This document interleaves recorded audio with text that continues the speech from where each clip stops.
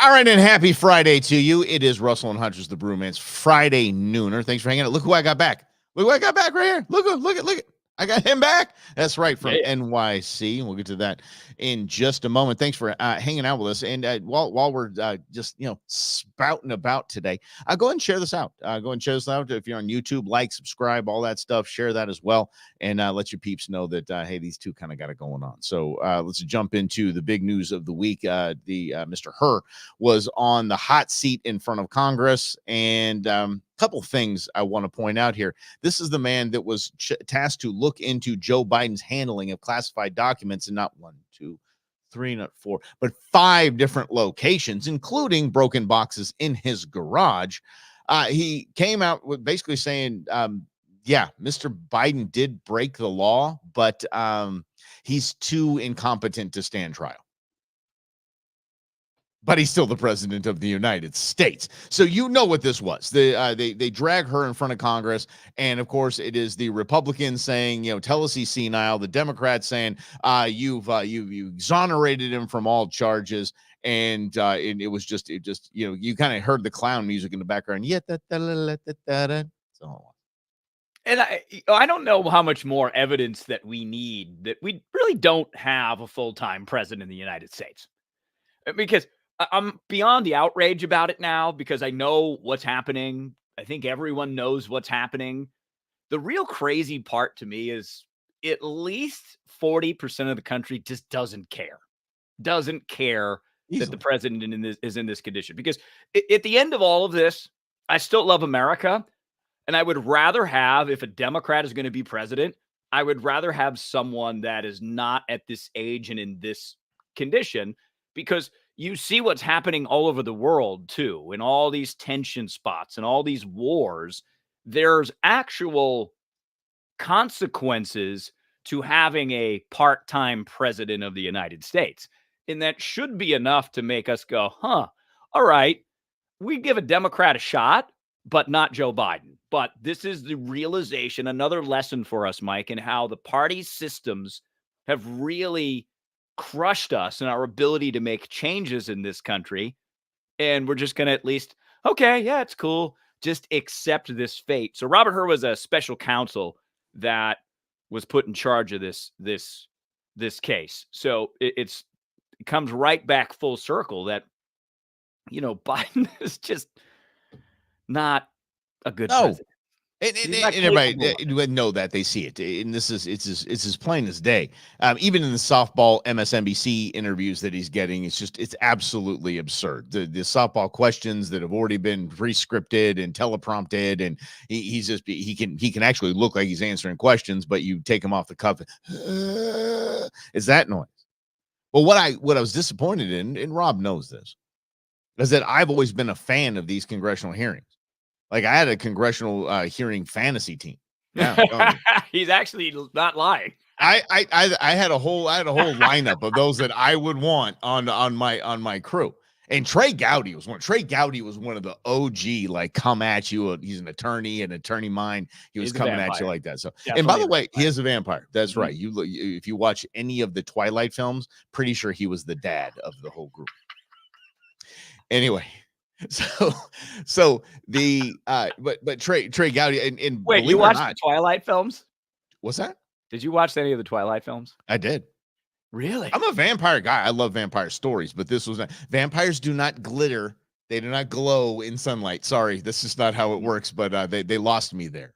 So I saw the second one only because my wife watched them. She read the books, and Lady Brewmance was like, "Would you go?" I'm like, "I'll go with you, sure." And I remember sitting there in the movie theater. I'm like. It was like a 2-hour and something movie. And I'm like, what happened? I don't know that anything actually happened in this movie. Yeah. It was not a good decision by me. I did see in a 1:30 vignette, the movie Up taught us more about love than all of the Twilight movies.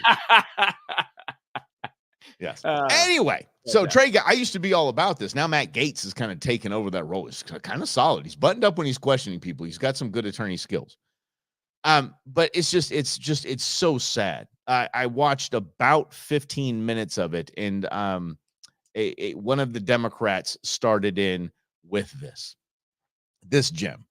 Your findings exonerated President Biden of all wrongdoing. So and then he cuts her off.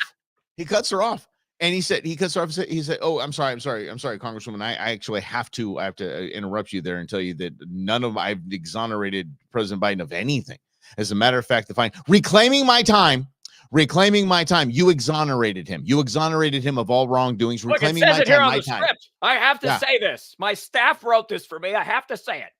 I'm done. I mean, it's not even fun anymore. It really isn't, because it used to be a nice game of chess, especially with Comey. Comey used to be a heck of a witness. Comey was a star. I mean, if I had to on the fantasy team, like he was an attorney's attorney. The guy was like all in. So, but it's not anymore because they don't even get a chance to answer. It's all gotcha questions and a bunch of nonsense feeding into who the hell did we elect? Yeah. Well, and I just keep coming back to this, Mike, because part of the reason why, from my end, I don't do what we used to do is because it was so hard for me to continue talking about something that's fake. Because to me, 90% of it at this point is absolutely just fake. And this is fascinating. So there's a documentary series on Netflix called Get Gotti. Came out last year. I just watched it because one of the things I did in New York, which we can talk more about later if there's interest, we did a food and mafia tour. So we go down to Little Italy and we learn about the mob from a guy who used to live in the neighborhood. He lived in Little Italy. So this guy his name is Dan, and he has these cool stories, but he's showing. His name's Dan. His name's Dan. Dan. There you exactly. Go. But here's crazy because Dan later became a cop. So he used to like run cash for the mob when he was 6. He would take an envelope of cash from one store to the next because that's what you did in the neighborhood. And then he became a cop. It's just absolutely crazy.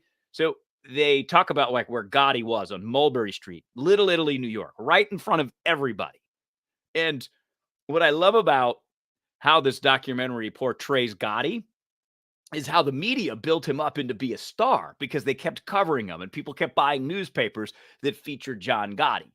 So there's another lesson that the media creates these people. Sure. And they're like, why are these people so beloved? Same thing with Trump. They did the exact same thing. Why do people love Trump so much? Because you can't stop talking about him. Same thing. You couldn't stop talking about John Gotti. I don't know why I brought all that up, but it's just fascinating to see how the media works, right? And how it has become at a point where you have a Gotti and you have a Trump, and where we're at now and how the media covers politics. It is just a flat out, it's like a scripted reality show. Sammy the Bull or Whitey Bulger. I think both still alive. I think one might be dead. Okay, so Sammy the Bull. So an interview with him about Trump was fantastic. They're like, we tried to get into Trump all the time. He would basically tell us to kick rocks. He's Donald Trump. He told the mob. The mob tried to take on Trump. Trump was like, whatever. Well, and then there is funny about that, right? It's somehow Trump managed to do business in New York that way, even though the mob, and they say this in the Get Gotti documentary, they ran everything, every concrete, most of the unions, they had them all. And the greatest part about it is Gotti gave himself up because they wired an apartment where he had all these conversations and he loved to talk. So he basically explained every single thing that they did as the mafia, and they were able to get this RICO case against him. He was Trump. He 100% loves to talk, just like 100%. Hey, listen, I can say, I'm sure there's no recording devices around here, okay? So I can say this. This is off the record, everyone. Off the record. It was the same thing. It was just so funny. I saw the parallels there, and I was like, wow. And just having been in New York and been around that energy and the big buildings and the big swagger, I'm like, this is America right now. Gosh. Okay, let's talk about that then. Seriously, I hate New York. I hate Manhattan. I don't want to go anywhere. You said you were uptown. I didn't know what the hell that even means. The subway system is militarized now. So why, Robbie? Why do you keep going back to New York City? Why? It's not as bad as it seems. Like, I didn't see to me, it is. Been there thrice. Yeah. Well, and look, you love New York. I spent a month there one weekend. Mm-hmm. Yeah. It probably was a good month too. No, it was not. It was hell. Why I love New York, I love human achievement. So I particularly love the Empire State Building and the Chrysler Building. especially at night because they light up. They look awesome. But those two buildings were competitive feats built around the same time. So the Chrysler building goes up first. The Chrysler Corporation wants to create this big, tall skyscraper over 1,000 feet. And then the folks that built the Empire State Building, which I think Pierre DuPont was part of that group, was like, all right, let's do it. Let's build a bigger building than the Chrysler Building. It became this massive Empire State Building. So I like to go there and I like to look at human achievement and think about what am I capable of doing? What is Mike Russell capable of a human is doing? You could definitely build an Empire State Building, Mike. That's all I'm saying. Well, I definitely, here's what I'm capable of doing: staying away from New York City. That's what I'm very capable of doing. That I'm actually pretty good at it. I'm accomplished at this. One of the buildings, I believe it was the Empire State Building. This is what I heard. So you can tell me if you read it and whatever, if you're fascinated by the buildings. The spire, the top was supposed to be a lighter than air travel, like a blimp docking station. Did you hear anything about that? No. It was supposed to be, the nose to the tip of that, and there was supposed to be a way to get down into the building and stuff like that, because they thought that, that was going to be the future of travel. It was around the time where those Zeppelins were flying around Germany. It was like in the 30s, so that would make sense. Yeah, so that's what. Anyway, I heard. Yeah, but New York, but I love it too. It's like the whole world's in New York too. It's you can eat crazy foods. I tried a Uyghur restaurant. Uyghur cuisine, the Uyghur Muslims that are part of China. Many of them are locked up in concentration camps. Right, correct, yeah. So tried that. There's some very inappropriate jokes that I can't even do. I mean, seriously, I did not see. Listen, who had it, by the way? Who had it on their bingo card? Did anyone have Rob was eating Uyghur food in NYC? Did you have that on your card? I did not. I don't. Not even in the I can't even put something on my bonus square here because I feel like it wasn't even in the realm. Exactly. That's why you do it. And it's really cool. Like Manhattan, number one, pizza. You got to love eating pizza. So we did Midtown, basically. Midtown, a little bit uptown, a little bit of lower Manhattan. That's basically the radius that we stayed in. So let's call it maybe a 7-8 mile radius. We did a bunch of walking. Never saw any crimes. Never saw any migration problems. Never saw any National Guard members. So if you're going to New York, the island of Manhattan is where it's at. But there's also... New York is a city that loves to change, so there's lots of new stuff, new buildings, glass and steel, but there's also these old bars that you can go into. McSorley's is one, Mike, which you would like. You walk in here, it's like being transported back in time. You go into this place that's been around since 1854, which isn't that old, but it's old for New York. It's old for New York. Like, you got stuff in Boston from the 1700s, a couple things from the 1600s. So, we like to brag a little bit. Yeah, right, here we but go. New York likes to redo things. There's sawdust on the floor in McSorley's, and they only have 2 drinks, light beer and dark beer. You don't know who makes the beer. Those are your options. They come in an actual glass. It's a small glass, $4. Like, your kind of place. That is my kind of place. All right. Okay. Now we're going to that. Okay. Yeah. Let's actually talk about your type of place. You love hating on a quarterback in the NFL, Aaron Rodgers. Aaron Rodgers being bandied about as a vice presidential candidate or prospect to run with RFK Jr. Now, his only, I would say his only qualifications. By the way, he is wildly more qualified than Kamala Harris. So let's just put it that way. That's where I've set the bar. Kamala Harris, he's more qualified. Aaron Rodgers is a kind of say what you will kind of, I'm going to beat my Achilles injury in half the time, and I'm going to go be in the darkness and eat roots and trip, for a while, and I'm going to be anti-vax. And that's really only his qualifications, but it hasn't stopped the MSNBCs. It hasn't stopped the talking heads from already digging up anything they can about Aaron Rodgers to completely assassinate the man's character. Instead of looking at, it's RK Jr. Okay. He got Aaron Rodgers. This should be interesting. No, it's an immediate attempted character assassination and digging up old crap that is basically the play of the left at this point. Fear, because the fear of Donald Trump is causing a lot of this action by the left's media. Because, again, they don't recognize they helped create Donald Trump since the 80s. Putting a microphone in his face, a camera in his face, hoping he'll say something crazy that will attract attention. And Trump always delivered. He's still delivering. So the fear of Donald Trump returning to the White House has many in the media not thinking logically. So by going after Aaron Rodgers is not going to be the vice presidential nominee on Robert Kennedy Jr.'s ticket.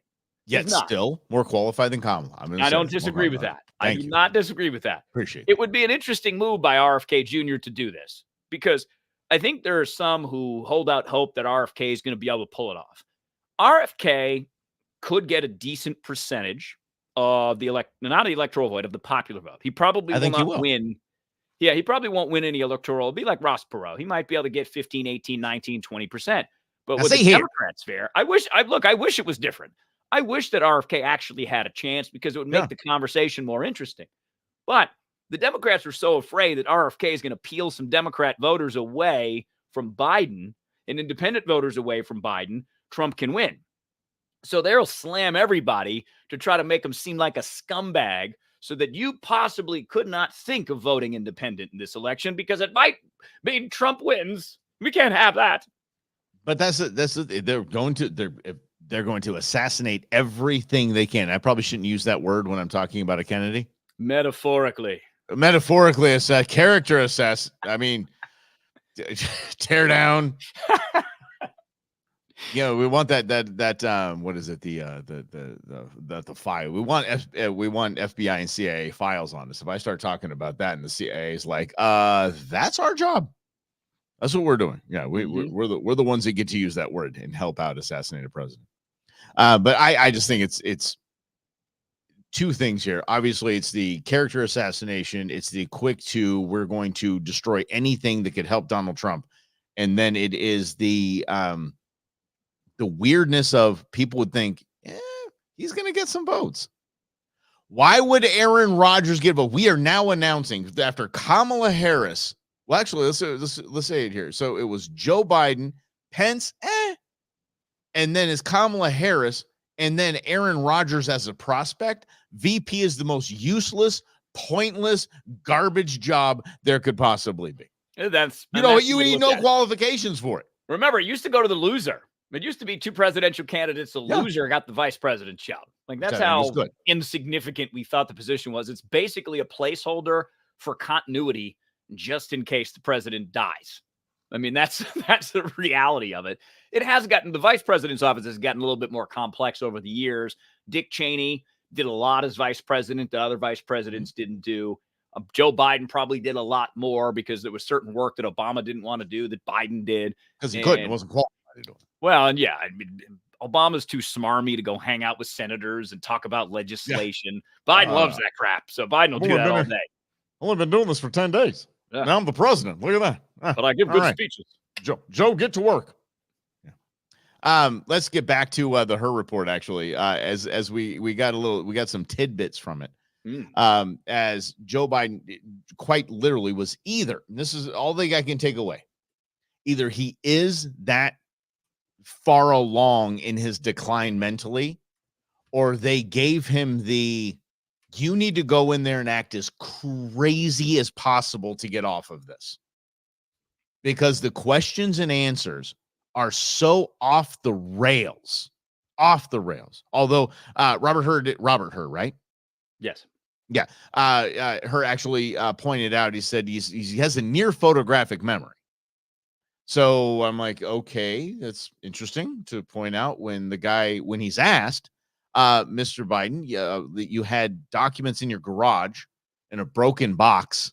I think it was labeled important things. And his answer was this long running on story about how the Secret Service doesn't let him drive anymore. And it really angers him because he can't drive his Corvette. So he would drive it to the end of the driveway and rev it up. The president of the United States started making car noises. Vroom, vroom, vroom, vroom, vroom, while he's being interviewed about basically a felony. Vroom, vroom, and then you'd back it back into the garage. Be careful not to hit the top secret documents on your way in or out. American politics really is a cartoon. Vroom, vroom. It's a cartoon. Like, our president is a cartoon character. And sometimes I think our side, I'm like, yo, can we stop acting like it's a cartoon, please?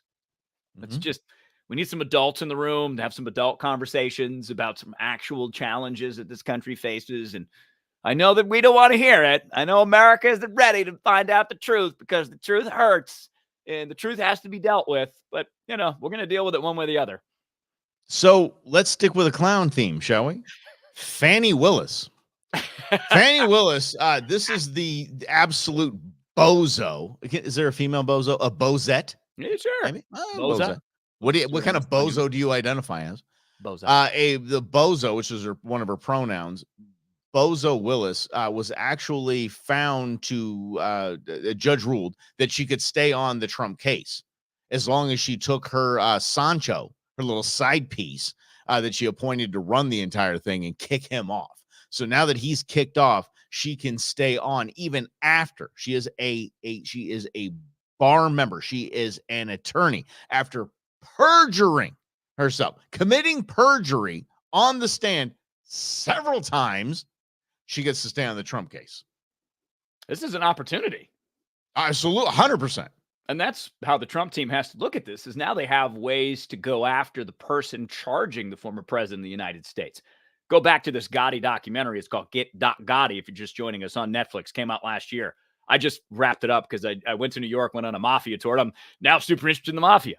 So John Gotti, who became the boss in 85 after he ordered the killing of Castellano, who was running the five families, the Gambino family, but he was the kind of the boss. So Gotti takes him out, becomes the boss, and he goes through all these legal challenges. Also, another interesting comparison to Trump. It took him 4 times to get Gotti. Teflon Don. Cases, yes. But yeah, in part, it's because Teflon Don hired a lawyer named Bruce Cutler. And Bruce Cutler was an expert at just shredding the prosecution's arguments, little by little, step by step, to create enough doubt. So you don't think Trump has a lawyer that's like Bruce Cutler that's just going to attack and lean? Because all you have to do is put a shred of doubt in it. Now, I mean, there's a big difference that John Gotti paid off a juror in one of the cases, which Sammy the Bull later admitted. Yeah. Sammy just cleared it up. He's like, I don't care if you know who I did it. Yeah. I'm not advocating the president do the same thing. However, his attorneys will do the same thing Bruce Cutler did. He'll just needle away, shred away, and tear up this Fani Willis as the DA and say, this case is all garbage. Yeah. Look who brought it. And Trump doesn't hire on resume. He hires on looks. I have the hottest legal team in the world. The hottest legal team. Look at my attorney here. What a piece she is, huh? So that's, but Fani Willis looks good on TV. This absolutely just, I would say, at least in the court of public opinion, this destroys their case. The fact that she gets to stay on after committing perjury several times and saying, I never went to the White House. I don't know what you're talking about. Days before the indictment, she was meeting with Kamala Harris for 5 hours. So this is we'll go back to the optics and the court of public opinion. How is this not a case of taking out your political opponents? Now we can see it plain as day, and the fact that she stays on helps the Trump case. Let's go back, Mike, to the conversation in Arizona, Sky Harbor Airport, Bill Clinton and Loretta Lynch had. Loretta Lynch was the attorney general at the time. Mm-hmm. Hillary Clinton was being investigated. Just so happens that Bill Clinton, Hillary Clinton's husband, is there. And they meet on the tarmac, and they told us they talked about their grandkids. Yeah. I'm sure that's what it is. I like talking about young ones, if you know what I'm saying. Yeah. I do. I like to talk about the young ones. Mm-hmm. But this is how things work at high levels. If you have 10 or 15 minutes with someone, you may say, hey, how's the grandkids? Great. Okay, let's talk about what we're really going to talk about because we only have 10 or 15 minutes. So let's get into this. Yeah. That's how it happens. And just like in the mob, because politics works like the mob, they're not going to say anything. And the only two people who know what they talked about are Clinton and Loretta Lynch. So this is the opportunity for America once again to actually do something about it. Question is, will we? Because you're trying to convince people who just don't want to listen, who don't want to hear any of this stuff because of whatever their own personal reasons are. Because I agree with you, Mike. The fact that Willis goes to the White House and meets with the vice president is clearly shady at the Yeah, very 100%. least, because Mhm. they're not going to hang out and talk about black women in power or whatever. They're going to talk about some real deal stuff. Oh, are they calling me a black woman now? Okay, I didn't know what day it was. Speaking of the Clintons, actually, we can stay on the Clintons. Thanks for being here. Thanks for playing along, everybody. Greg, it's good to see you. Truman, Eddie, Del, what's up? How you guys doing? Darren, good to hang out. Yes, we did get Rob back. The Clintons, oddly, and I say oddly because it's just now expected, not even part of this conversation while we're sitting and watching Haiti essentially fall, while we're sending SEAL teams to the U.S. Embassy there to basically keep everyone safe. Joe Biden fumbling, stumbling, tumbling again, not pulling Americans that are trapped out of it, not pulling them out. But why? Why is this the in the state? Why is Haiti in the state that it is? After the earthquake, we raised $13 billion. I could buy Haiti for $13 billion. $13 billion. Who was put in charge of the $13 billion? The Clinton Foundation. Literally, the Clintons ran a money laundering scheme. The email show, what do they call it? It was FOB. If FOB was in the title, that's a friend of Bill. That's a contractor that's a friend of Bill. There is, there was a different one too. It was WJC. WJC was named for William Jefferson Clinton. So those were the things they used in the emails to be like, these guys get the money. These clowns get the money. You give the money to these guys. $13 billion. Nothing happened for Haiti. Nothing got to the right hands. And it was all run by William Jefferson Clinton through the Clinton Foundation. Nobody's talking about that. They're just, oh, Haiti's having a hard time. We had a crime committed right in front of us. This is where I'm going to criticize just about everybody, because we love the fact that we give money, but we never care where the money actually goes. Same thing happened with Black Lives Matter. So a lot of people in America saw what happened to George Floyd. George Floyd murdered by a police officer in the middle of the street. That police officer was found guilty of murder, which is why I can say that. He's now in jail. Derek Chauvin is his name.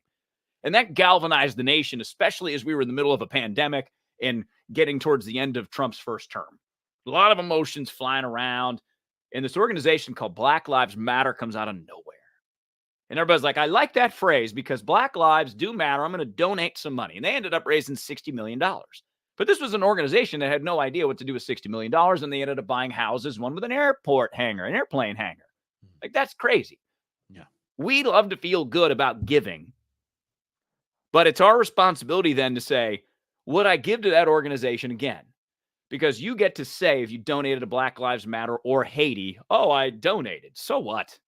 Because the money doesn't go directly to a Haitian person. It runs through the Clinton Foundation, which runs through all these different channels. Same thing with government. I just heard somebody say this the other day, and it was a brilliant point. We love to think that our money, taxpayer money, is funding Ukraine. We're like, yeah, we're funding Ukraine. No, we're not. We're funding defense contractors that make missiles and ammunition to send to Ukraine.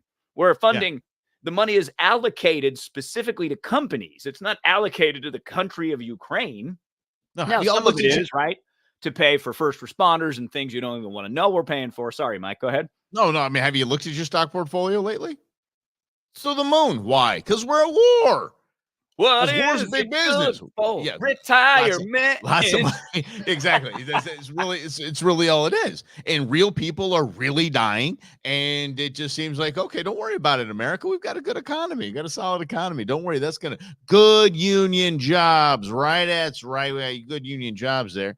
And no, people are dying, and we're funding it, and we're doing it to enrich ourselves. Same with the Clintons. The entire Haiti thing was to enrich themselves, and that was probably the closest the Clinton Foundation actually had to private donors, U.S. citizen donors, is taking all the money that we, the people, threw into the Haitian funds, and just everything. You couldn't even go deposit a check at a bank. Would you like to donate to the Haiti Relief Fund or whatever? That all went to the bozo Clintons. And they squandered the money. They turned it into a money laundering organization. And boom, there you go. Because the Clinton Foundation is funded by who? Other nations. When old Hills was the Secretary of State. When Hillary lost the 2016 election, where did the Clinton Foundation go? Bye-bye. Adios. No more money. No more money coming in. It's as shady as the Biden crime syndicate. It's all just I use syndicate because Rob's into the mob now. That's right. You're not in the mob. Rob's not in the mob. He was just into Never know. I might things have of met the some mob. people when I was in New York. I'm just saying. No. But I wish we would recognize collectively, and I wish we would have more conversations about when we say we care. I care about Haiti. I donated $100. Good for you. You donated $100. Do you care about Haiti, or do you care about the fact that you get to tell everybody you donated $100 to Haiti to show that you care, or the fact that you're emotionally impacted by what's happening in Haiti? That doesn't mean anything. What means something is results. So if you donated $100 to Haiti, again, that's awesome. Good for you. And now you look at the results. You look at who's in charge of trying to help Haiti, and you understand that they didn't help Haiti. So Correct. if we just look at the facts, you understand that you caring and donating $100 is not enough. And it's that same issue we have in America. Well, I can't care about everything. No, you can't care about everything, but you can get more involved. And you can encourage more conversations like this that were being played all the time for our money. Because as David Schweikert, our good friend and congressman, he always says, it's always about the money. Yep. And the more you look at things, whether it's the mob or whether it's the Clinton Foundation, Haiti, Black Lives Matter, it's always about money. It's not about caring. It's not about emotions. It's about Ukraine. getting you emotional to give me money so that I can do with it what I want. That's the trick. That's marketing. That's what life is, especially with politics. We're defending democracy. Donate to Ukraine. We're defending Exactly. democracy. I am on the Joe Biden Bunch of fundraising BS. list, and I got to try to find it. I may have deleted them all because it was obnoxious. They send out 4 to 5 fundraisers a day or a week. Some they do 3 times in like 36 hours. You get a message from Joe. You get a message from Kamal. You get a message from somebody in the staff. It's crazy how they try to raise money, which is why I subscribe just to see. It's just drive myself a little crazy. Yeah, it's not. Nope. I don't even get alerts. I don't even get headline news alerts. Like when I'm ready to consume, I will go to that spot. Yeah. Look at you taking control. Yeah. I know. But I did actually get a text. I don't know how it came through, but 20 McNuggets for $6. I know. Give me them nuggies. Oh man, let's go. Any kind of diet plan or health, anything that I have going on, be damned for those 20 minutes. I'm taking down 20 nuggets. Mm-hmm. It'll be less than 20 minutes, I swear. I ain't gonna play. Man. I'll go. You don't think I'm not grabbing fries. Don't think I'm not grabbing fries when I'm there. Of course. It's McDonald's. Dude, hell yeah. You got to get the nuggets and the fries both fresh, though, because if those nuggets have been sitting there, bro. It's like a half-life. Like That's why you got to order a small or a medium size French fries from McDonald's, because there's that window that when you're immediately handed to it, it'll put 3 blisters at the top of your mouth because it's so hot, and then 10 minutes later, they're colder than anything that's in my deep freezer right now. So there's that window where you just got to go because they're hot and then they're just cold. Dang McDonald's, I'll tell you that much.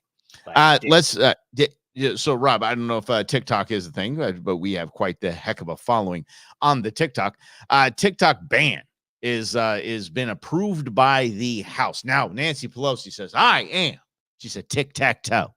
She said, I am a grandmother of teenagers. There we go. And I know how important TikTok is. This is not a ban.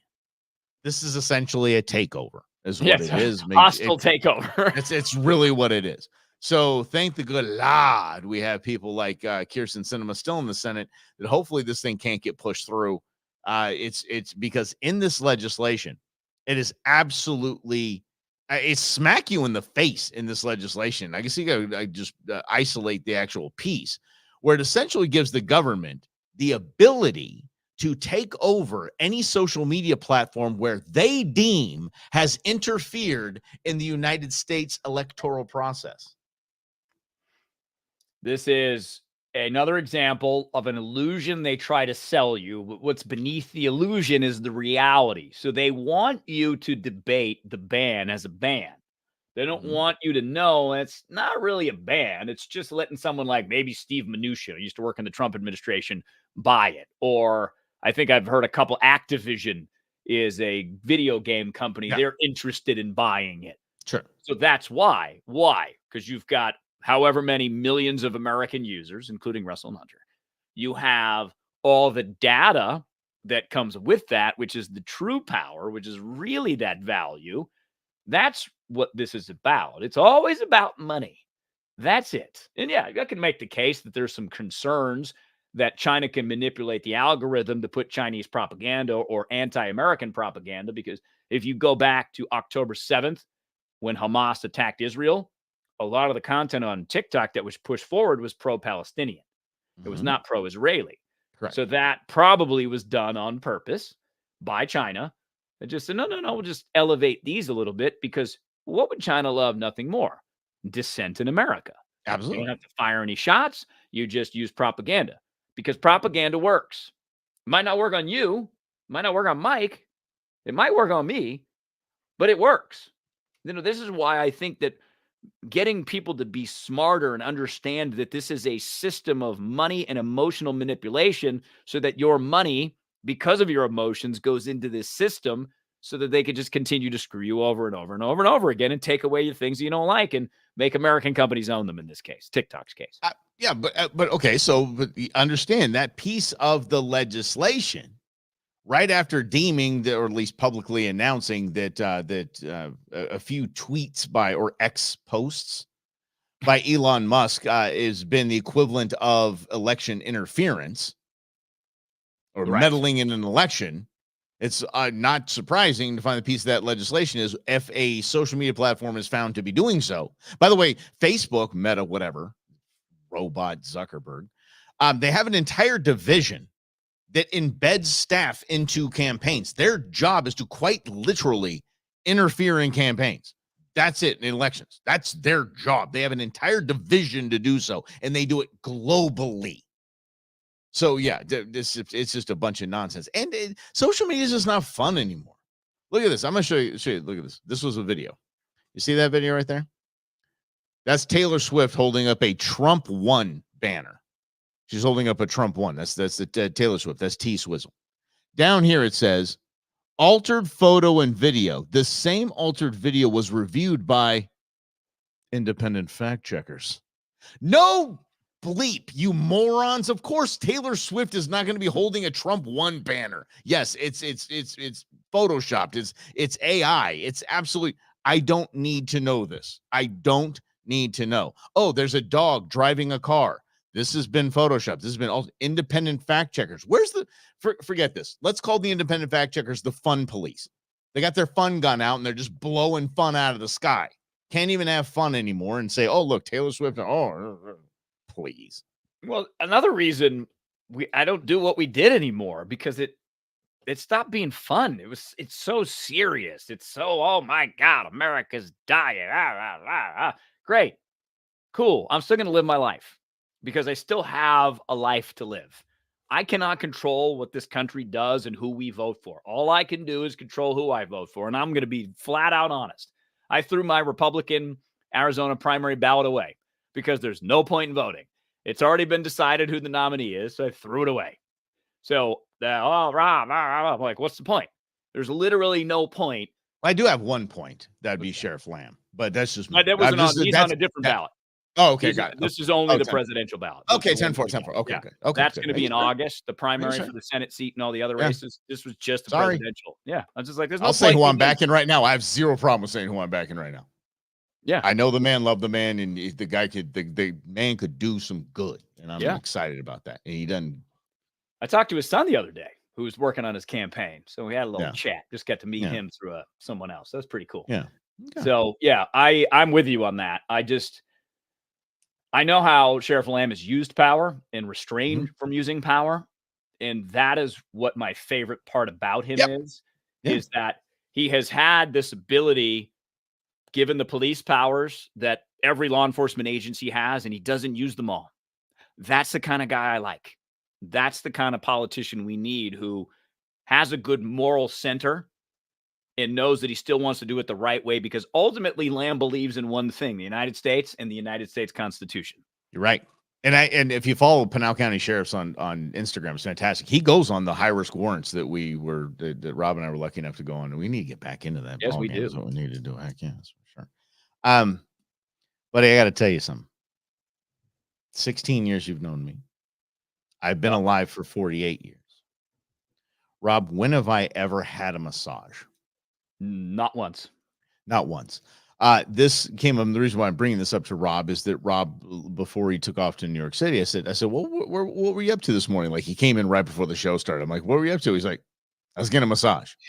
And immediately, as he's totally relaxed, my shoulders start to go up like this. Just the thought of somebody, just someone I don't know, getting in there and getting all the muscles and the knots and whatnot. Nope. Last week was a very stressful week and some things that I'm going through in life. And my woman said, we're getting a massage. And I said, no, we're not. That's going to absolutely make me no. Already booked it. Sorry. Already booked it. Already paid for it. Already paid for it. It's couples massage. I'm like, that even sounds worse. What in the hell is that? And can I tell you, man, there's a lot to unpack from that 70 minutes that I was on that table. I felt violated in ways. I felt scared in ways. There was a couple times where she just took off. I'm like, where? I started singing down in my little face hole thing, 'cause I'm all alone. I don't know where she went. I no longer see these. Never mind. I'm not going to say. But anyway, she just took off. She pulled my pants down. And I'm like, whoa, what? Is no one going to ask me if we're going to do that? Is that just okay? It's just assumed. You know, what? Pants in a massage place. How is that? I didn't have pants on. I had my chonies on. Oh. She pulled my chonies down. Man, it happens sometimes. No, it does not. Not without my permission. It does not pull my pants down. Why what you did I took us for? Did she pull them down or off? Down. Okay. Might as well. We're down there to leave my Why booty. did she pull them down? What'd she do? She put a rock right at the top of the crack. And I'm like, no, hot rocks, no hot rocks. What are you doing? Okay. See, number one, you don't start with a hot rock massage. You start with a regular massage. I have no idea that there was different massages, Robert. I have no idea. Yeah, there's some that's just a massage. No hot rocks, none of this stuff. It's just they kind of massage out the knots, like you said. Keep it simple. No, get it no, done. I had no knots in my butt.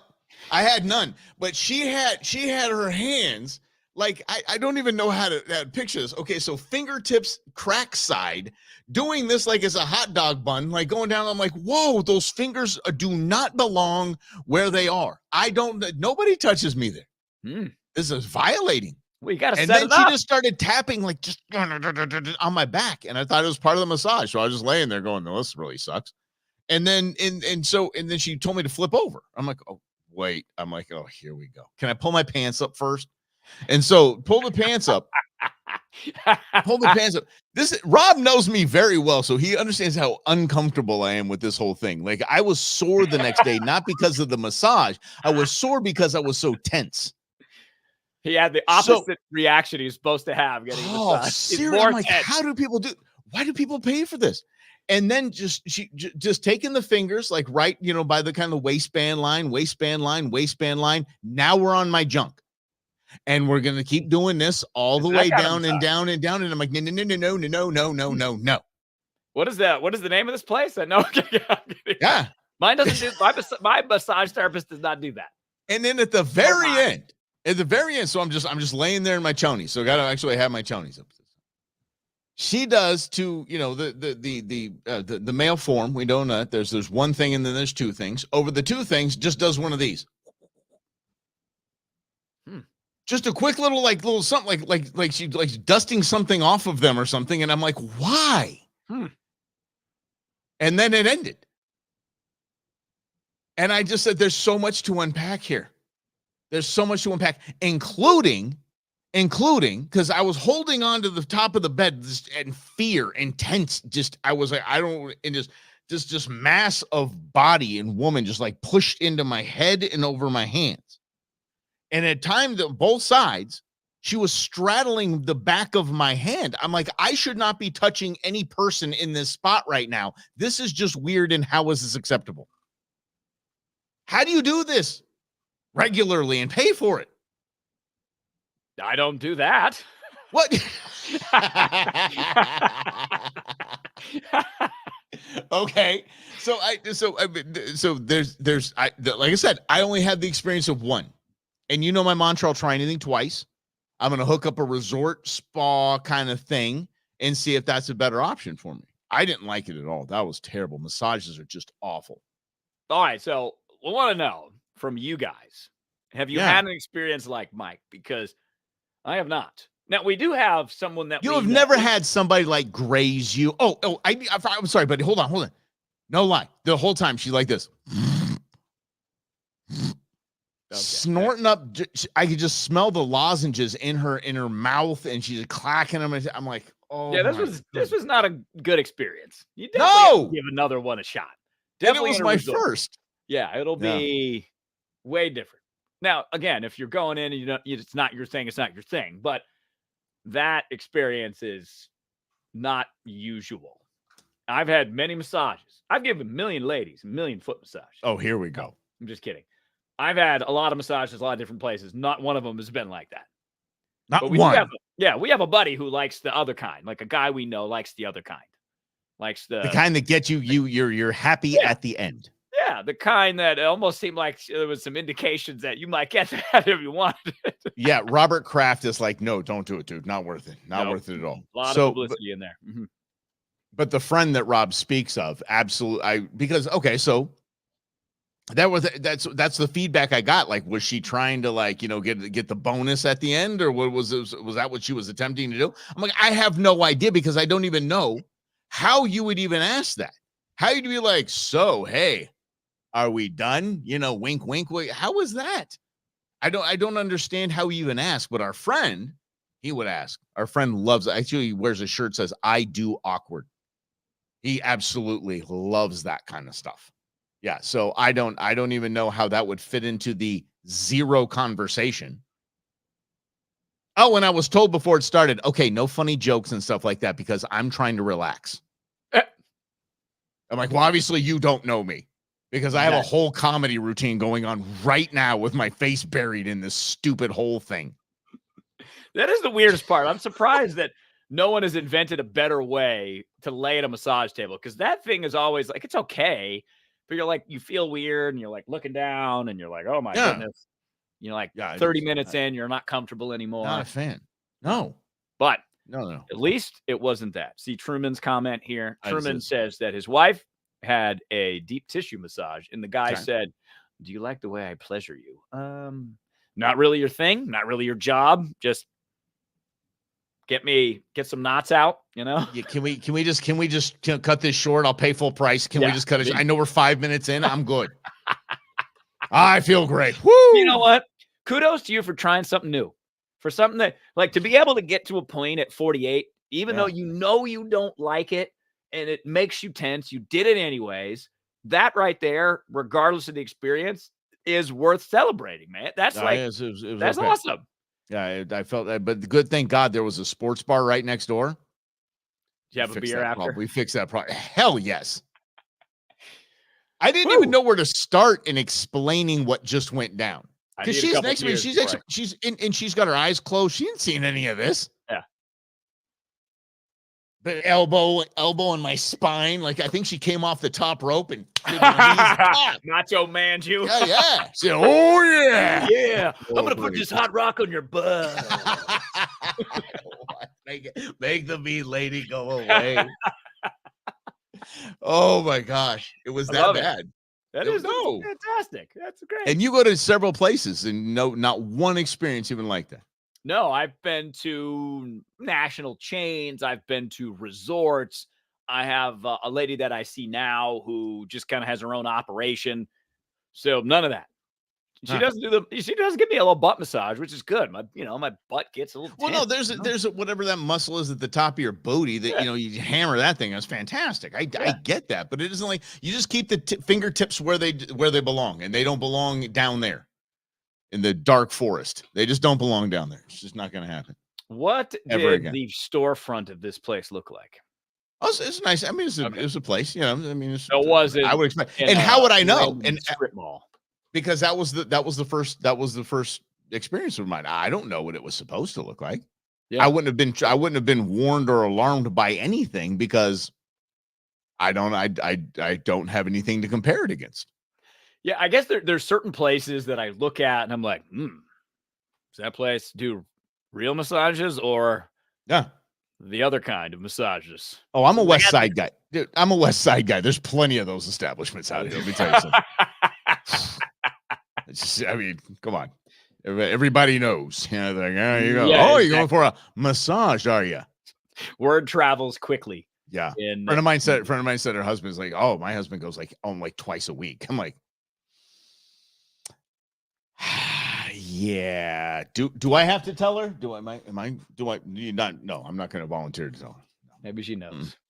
Huh? Maybe she knows and doesn't care. She's like, fine. Whatever. Someone else. You guys are leaving me alone. I don't want care. to. Yeah, exactly. Don't touch me. Oh, Lord. And just days later, I went and got the other half of my leg, my tattoo. And I was more comfortable when the tattoo artist was on the 1 inch wide, foot long plus section that is my shin bone. Oh, whew. Mike's version of a massage is having a tattoo needle on his shin bone by a giant man named Will Payne.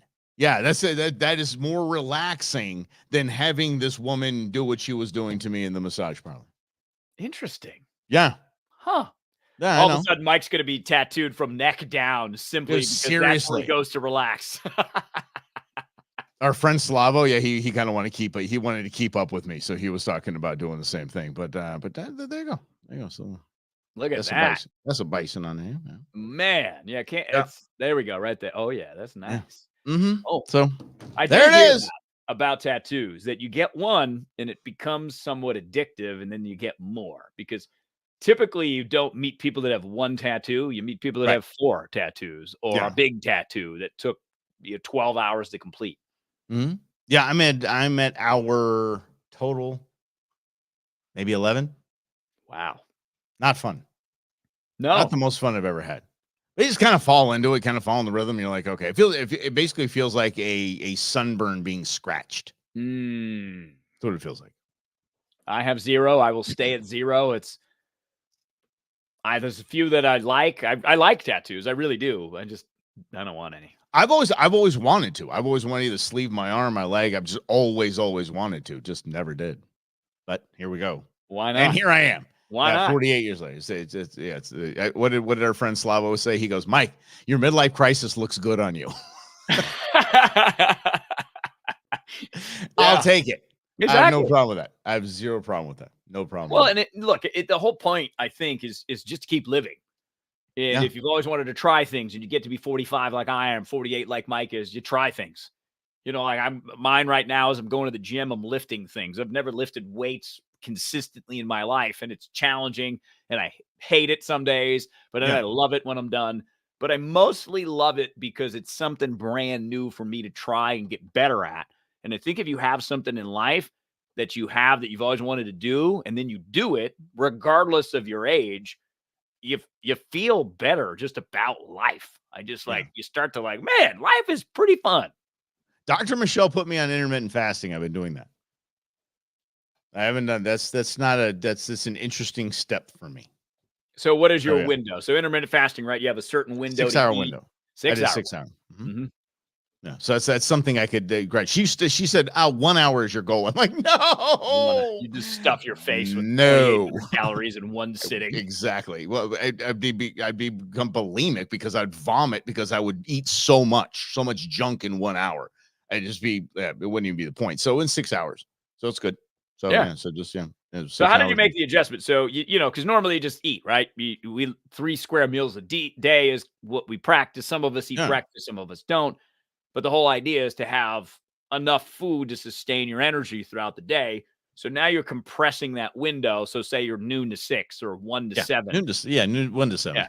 How has that transition been for you? It's been easy. It really has. I mean, I really don't think about food in the morning because you know me, I like to cook, and Mhm. cooking breakfast is probably the most basic form of cooking you could possibly do. So it just doesn't really interest me. I do love some bacon. Do love some bacon and eggs. I eat a lot of eggs. I mean, some of them have breakfast for lunch. So and it's just All that. that's what it. Yeah, that's basically what it is. So it wasn't that bad. I just drink a lot of water. Like I haven't eaten today at all. I haven't eaten today at all, and we're almost at 1:00. I haven't.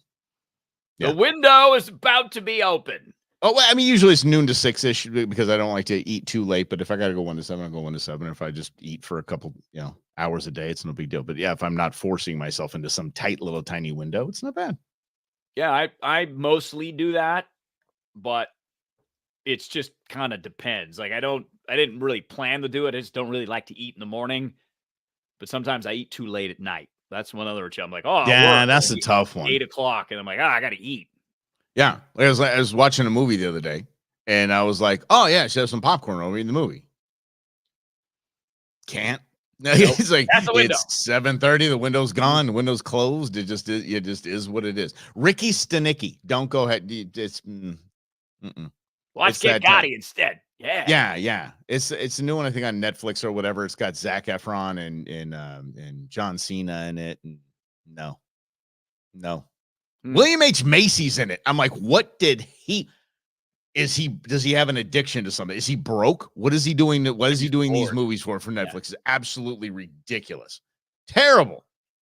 Oh my gosh, it was bad. It was like if you ever watched a Disney, parents should come along with this. If you ever watched a Disney kids show, like a live action show, like Jessie and all those, this was an adult version of that. Interesting. My challenge with trying to pick things to watch now, it's too overwhelming. Yeah. I'm like, I can't even look because you go on Netflix and you scroll through the movies and you're like, none of that. All right, go to Amazon. You scroll through the movie. I'm going to go over to Hulu. I'm going to go over to Disney Plus. So it takes me 35 minutes to pick to watch nothing.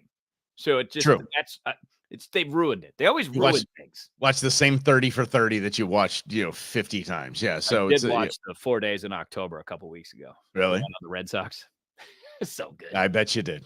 So and that's it for me. I've got to watch something because I've been watching all the Dodgers spring training, and now they're taking off to South Korea for the opener, and so they don't play for 5 days. Gotta have something to watch. Yeah, it would be coming on in this house. It probably in 5 minutes. Yeah. Well, I'm curious to see how that's going to impact the season because teams that have done this before come back to the United States and the time difference and playing baseball drags. But I think there's at least a window because they're playing the 20th or something like that. Yeah, 20th. Yeah. Yeah. 20th. So 20th. They play 3 games. Do those games count? Is that part of the regular season? Yeah, it's open. Okay. That's the opener. Yeah. So it's open in Seoul, South Korea, and then they got to come back. How many days off do they get between? Oh, I don't know. Yeah. Not enough. Not as many as needed. Then your whole rhythm of the game is thrown off, and But it's about money. That's all I got. All I got is baseball. I'm done with basketball. NBA, forget about it. NFL's so boring to me right now. So it's all I have is Major League Baseball. I'm glad you mentioned boring because I've found that many things are just boring. Scrolling through Netflix, boring. Scrolling through Amazon, boring. Reading the news, boring. It's just all gotten very mundane and boring and the same thing over and over and over again. We need some new creativity, new energy, which is exactly why we're here with you. Mike Russell, Rob Hunter, Truman, Eddie, Greg. Thanks for saying hi, Dell. Because you guys can always comment whenever you want, whatever you think. Yeah. And that boredom that we hit in this age, buddy, that's why God invented midlife crises. So it's fine. He did.